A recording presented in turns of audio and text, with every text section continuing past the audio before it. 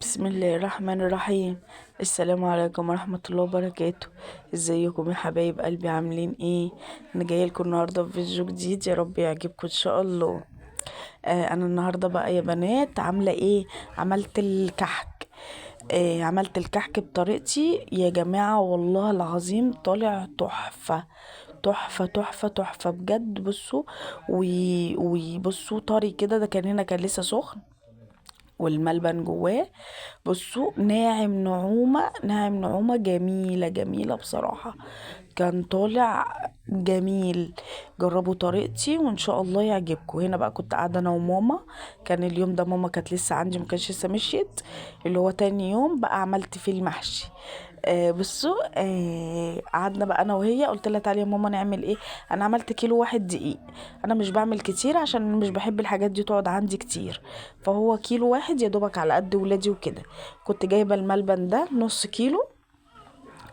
حطيت عليه معلقتين بس، معلقه سمنه كده. وايه، وعجنت الملبن. وحطيت عليه شويه كان عندي عين جمل. حطيت عليه حبة عين جمل كده صغننين. انا ما بحبش المكسرات زي ما قلت لكم. مش بحب المكسرات. بس عيالي بيحبوها. فقلت ايه، هحط عليها شوية كده، ولا هحط كتير ولا هحط قليل. فحطيت شوية كده حلوين، يعني اللي هو ايه، العين جمل. كل سنة وانتم طيبين بقى. العيد داخل وابتدينا نعمل في حاجات العيد. وقلت بقى ايه، اعمل معاكم كده واوريكم ايه طريقتي وتجربتي في الحاجات دي. انا كل سنة بعمل، بس ما بعملش كميات بصراحة، بعمل ايه، حاجات على قدي كده. وبشتري جاهز برضو، عشان ايه، عيالي بيحبوا الجاهز. مش عندي مكنة بسكوت وكده. فبشتري لهم بسكويت جاهز. هنا ايسل بقى كانت قاعدة بتعمل معايا، طبعا مش سايباني. ومش سايبه ماما ومش سايبه حد. بصوا هي قاعده بتكور معايا ال الملبن. بقيت اقول لها خلاص انا هديكي، عشان ما بتعمل كوره صغننه قوي. فبقيت اقول لها لا، انا هديكي وانتي تكوري. بصوا هي قاعده عماله تكور. وماما كانت هي عماله تصورها. وعماله تقول لي والنبي طلعيها طلعيها، عشان خاطر هي عايزه تعمل معاكي. بصي هي قاعده هي تكور اهي. بصوا ايسل ايدها الصغننه الجميله دي. بس كل سنة وانتوا طيبين بقى. شاركي معاكي ولادك كده وانتي بتعملي الحاجات الجميلة دي. بيفرحوا باللمة دي وبيفرحوا بالحاجات اللي هم بيعملوها. فرحيهم بقى وخليهم يحطوا ايديهم. خليهم يغسلوا ايديهم حلو ويحطوا ايديهم. ما تقوليش بقى ايه، لا ما يعكوش ولا ما يعملوش. بيفرحوا قوي بالحاجات دي. انا كان قاعد معايا لوكا. وكان معايا قاعد معايا ايسل. هما الاتنين كانوا هما اللي قاعدين بيعملوا معايا بصراحة. هنا بقى عملت الملبن وكورته. وجبت هنا كوباية، نص كوباية مية. وحطيت عليها معلقة صغيرة خميرة. معلقة صغيرة. هنا كانت المعلقة ايه، ما كانتش، يعني كنت حاسة ان المعلقة ما اتملتش. فقلت ايه، اكملها. هي يعتبر معلقة صغيرة خميرة. على كوباية الا ربع مية. عليها معلقتين سكر. انا الكوباية دي كانت مطرحة سمنة، فقلت ايه، استغلها واعمل فيها. عشان كده تحسوا ان الكوبايه ايه، مش نظيفه. لكن هي كان مطرحها السمنه، كنت بعاير بيها السمنه. ماشي. وهنا بقى كيلو الدقيق. بحط عليه بحط عليه معلقه خميره فوريه. وبحط عليه 3 معالق سكر بودره. 3 معالق بالظبط سكر بودره. وبحط عليه 600 جرام سمنه. يعني انا بحط نص كيلو سمنه. وبحط عليهم 3 معالق كده كبار. وبعدين بسيحهم، مش بقدحهم. انا بسيحها بس. هنا دي معلقه كبيره ريحه الكحك. معلقه كبيره. انا بروح للراجل اقول له المقادير، فبيقوم مديني معلقه كبيره ريحه الكحك. ومعلقتين كبار سمسم. دول معلقتين كبار سمسم. معلقتين مليانين قوي كده. سمسم. و و 600 جرام سمنه. و3 معالق سكر بودره. اقول لك المقادير من الاول. كيلو الدقيق بياخد معلقه خميره صغيره. و3 معالق سمسم او معلقتين سمسم زي ما تحبي. ومعلقه ريحه الكحك، معلقه كبيره ريحه الكحك. و3 معالق سكر بودره. كل دوت تحطيه على الكيلو الدقيق وتفرجي على نعومة الكحك. اهم حاجة تبسي الكحك حلو، تبسيه في ايديكي حلو قوي، تدعكيه كده. بصوا هنا بقى كنت بقلب بالمعلقة وبعد كده ادخل ايدي، انا مش بقدح السمنة، انا بسيحها بس، بسيحها. لو انت هتعملي كميات كبيرة يبقى اقدحيها براحتك، لكن انا ما بقدحهاش، انا بسيحها بس. يعني بعملها بس كده ايه، يا دوبك يا دوبك احط نصها يسيح على النار، والنص التاني بقوم حطاه على على اللي سايح، فبتبقى ايه بتبقى ساحت كلها مع بعضها، بتبقى باردة، ما بتبقاش سخنة قوي وما بتبقاش مقدوحة وما بتبقاش متلجة. لا هي بسيح نصها والنص التاني بحطه عليها فبيسيح لوحده بس. وتدعكي بقى كده زي ما انت شايفاني كده، تدعكي. انا قلعت الدهب بتاعي، مفيش غير الغوايش بس هي اللي مش بتتقلع. بصوا هنا الاشكال دي انا كنت جايباها موريها لكم قبل كده في المشتريات. بصوا فيها اشكال جميله، دي انا قطعت بيها بقى، كان شكله تحفه، شكله تحفه بصراحه. هوريكم برضو انا بطبع بيها. انا كنت مفكرة انها بلاستيك فمش مش هتنفع، السلك هي اللي بتنفع، فلقيتها بسم الله ما شاء الله طلعت جميلة. بصوا بقى البتاع بعد ما كان ناشف بقى عامل ازاي، بقى سايح في ايدي خالص. بصوا بقى سايح وملزق خالص في ايدي ازاي، بصوا سايحة خالص. بصوا لما غسلت ايدي بصوا بقى شكلها عامل ازاي، بصوا ما شاء الله. هنا بقى نروح حاطين ايه، خلصنا نقوم حاطين بقى الكوبايه الا ربع الميه بالخميره ونلم، ما بنعجنش، بنلم بس ما نعجنش عشان خاطر ما تقلبش معاكي قرص، لا بنلم بس، بنلم بس. انا عندي هنا كان الجو ساقعة تلج، وكل يوم ده كان ساقعة قوي، وكان كنا قاعدين قدام البلكونة، فكانت العجينة ايه ناشفة كده، مسكتها عشان هي متزوديش المية، انت حننيها ما بين ايدك كده، حننيها ادعكيها ما بين ايدك كده، هتلاقيها معاكي بقت طرية وبقت جميلة عاملة زي الملبن. بصوا ما شاء الله. هنا كنت بحننها ما بين ايدي، بصوا ما فيهاش تشققات ولا فيها اي حاجه، وزي الفل اهي. بصوا بعمل فيها ما فيهاش تشققات خالص. تحننيه كده العجينه ما بين ايديكي، تمسكيها كده، بصوا بتتقطع ازاي، اوعي تسيبيها ت...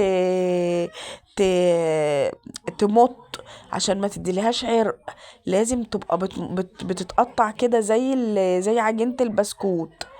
بصوا ما شاء الله، بصوا ما شاء الله. تحطي ايدك فيها كده تلاقيها ايه، تلاقيها جميلة. بصوا هنا الملبن بقى كانت ماما كورته، هنا هو بصوا الملبن بقى هنا ماما كانت كورته كده زي ما قلت لكم، وانا بقيت ايه احشي. بصوا بقى، بصوا ما شاء الله، كان طالع تحفة تحفة تحفة. جربوا الطريقة دي وان شاء الله تدعولي عليها. بصوا بقى اوريكم هنا بعمل بالمنقاش، وبعمل بالقطاعة. بصوا هنا بالمنقاش كده، قلت اوريكم رسمة بالمنقاش اهي.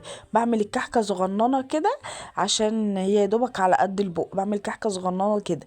ما تيجي تعملي اعملي الكحكة صغننة كده، شايفين الكحكة على ايدي قد ايه، ومحشية كمان ملبن.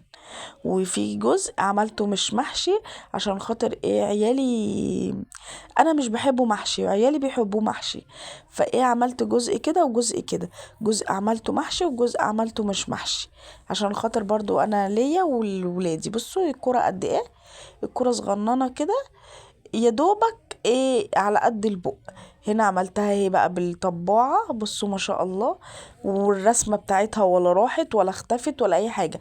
انا مش بحط في العجينة بيكنج باودر، البيكنج باودر هو اللي بيخلي العجينة رسمتها تروح، لا حطي الخميرة بس، وما تكتريش خميرة عشان الخميرة هي اللي بتخلي برضو الرسمة تروح، وما بتسيبهوش يخمر، ما بنسيبش العجين يخمر خالص. احنا بنشكل وبندخل الفرن على طول، اول واحدة عملتيها تدخليها الفرن على طول، ما بيقعدش لحد لما ايه، لحد لما يخمر.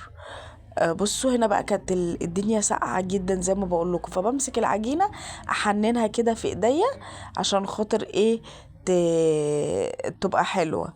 بصوا هنا ايسل برضو كانت قاعده بتعمل بالطباعه دي، بصوا ايس اللي هي شغاله برضو معايا، ومالك، وكلهم بصراحه بشارك ولادي معايا عشان ولادي بيحبوا الحاجات دي، وبيفرحوا بقى بفرحه العيد وفرحه الحاجات اللي انتي بتعمليها. وممكن ما ياكلوش الحاجات دي بس هما بيحبوا الحاجه وهي بتتعمل. يعني عندي مالك ما بياكلش الحاجات دي خالص، بس بيفرح بالحاجه وهي بتتعمل، وبيقعد يقولك يا ماما اعمل معاكي اعمل معاكي، ولكن مش بياكلها. بصوا اهي، بصوا الكحكايه قد ايه، يا دوبك صغننه خالص. عملت بقى صاج كده وصاج كده، بقيت ايه اعمل شويه كده وشويه كده. وهنا دي مالك، بصوا كان قاعد برضو بيعمل معانا. وكل سنه وانتم طيبين بقى، العيد داخل، وقلت اما اقول لكم كل سنه وانتم طيبين، وادعوا لي ربنا يفك كربي ويشفيني عشان انا تعبانه جدا الفتره دي. بصوا اهو بقى الكحك، بصوا رسمته بعد ما خرج من الفرن، ولا الرسمة راحت. وبصوا لونه جميل، وطالع كده مفرول كده، وطالع تحفة. بس انتي ما تحاوليش ان انتي تحركيه قبل ما يبرد، ما تحركوش من الصاج خالص قبل ما يبرد، لازم يبرد وبعد كده ايه تعمليه.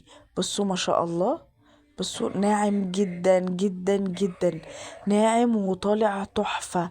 مش ناعم اللي هو ما تعرفيش تمسكيه، لا ناعم نعومة حلوة. بصوا بقى الرسمة ولا راحت، ولا الرسمة شكلها اتغير، ولا اي حاجة. اللي كان فيه ملبن كتير، بس هي ايه الملبن خرج منه سيكة كده، سيكة صغننة. لكن بصراحة طعمه جميل، ولا الملبن نشف ولا الملبن حصل له اي حاجة، طالع جميل. بصوا لونه طالع تحفة تحفة تحفة والله العظيم. جربي طريقتي وان شاء الله هتدعيلي. لو لسه ما عملتيش قومي بقى جربي كده في كيلو دقيق، مش هتخسري اي حاجة. بصي اهو الرسمة بتاعته ولا راحت ولا اي حاجة، يا دوبك بس تعملي كده. بصوا بصوا بيتفرول ازاي، تحفة تحفة.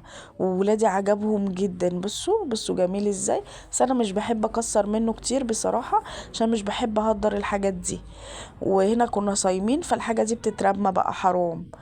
بس كل سنة وانتم طيبين يا حبايب قلبي، يقعد عليكم الايام بألف خير ان شاء الله. ودي بقى كانت الكحك بتاعي. بصوا الكيلو مطلع بسم الله ما شاء الله كمية كبيرة، ومطلع كمية حلوة، وما شاء الله يعني مطلع حبة حلوين. وكان لسه كمان في صاج في الفرن. بصوا هنا بقى استنيته لما برد خالص خالص، وبعد كده حطيته بقى في العلبة بتاعتي دي. تحطيه في علبة بلاستيك يا اما في حاجة ألمونيا، ما تحطيش في حاجة كرتون خالص، تحطيش في كراتين عشان بيمص السمنة منه. لا تحطي في علبة بلاستيك كده، او تحطيه في حاجة ألمونيا. بيقعد معاكي بقى لو هتقعديه حتى شهر اتنين تلاتة زي ما تحبي، حتى لو هتعملي كمية. لكن انا بعمل يا دوبك على قدنا كده، بس كده. وكل سنة وانتم طيبين يا حبايب قلبي. اهو قولولي بقى في كومنتات ايه رأيكم في طريقتي، وان شاء الله ان شاء الله تجربوها وتدعولي بإذن الله. بصوا الجمال. ولسه بصوا انا حطيت بليت العلبة، ولسه فاضل اهو في الصينية. بس كل سنة وانتم طيبين يا حبايب قلبي، وما تنسونيش بالاشتراك وباللايك. لحبيبتكم ياسمين. اعملوا لي كده اشتراك ولايك يا حبايب قلبي، والسلام عليكم ورحمة الله وبركاته.